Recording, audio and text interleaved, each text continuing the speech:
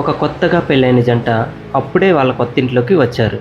Next day morning వాళ్ళిద్దరూ tiffin చేస్తుండగా వాళ్ళ ఆపోజిట్ హౌస్లో ఉన్నటువంటి ఒక ఆవిడ బట్టలు ఆరబెడుతున్నారు.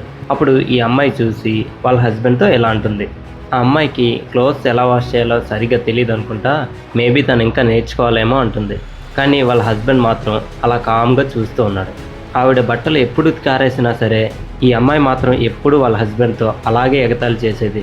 ఒక 1 మంత్ తర్వాత ఆవిడ మళ్ళీ బట్టలు ఉతికి ఆరేసినప్పుడు ఈ అమ్మాయి చూసి చాలా ఆశ్చర్యపోయింది.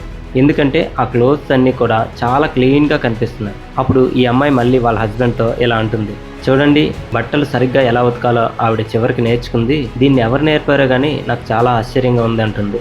అప్పుడు ఈ అమ్మాయి హస్బెండ్ ఒక చిన్న నవ్వు నవ్వి, నేను ఈరోజు మార్నింగే మన విండోస్ క్లీన్ చేశాను అని ఆన్సర్ చెప్తాడు. ఈ కథలో నీతి ఏంటంటే, ఎప్పుడైనా ఒక పర్సన్ జడ్జ్ చేసే ముందు మనల్ని మనం జడ్జ్ చేసుకోవాలి. జీవితం విషయంలో కూడా అంతే. ఇతరులను మనం చూసేటప్పుడు ఈ కథలో ఉన్నటువంటి కిటికీలాగే దాని యొక్క స్పష్టత మీదే మన చూపు ఆధారపడి ఉంటుంది. కాబట్టి ఎవరినైనా కానీ అంత ఈజీగా తొందరపడి జడ్జ్ చేయకూడదు.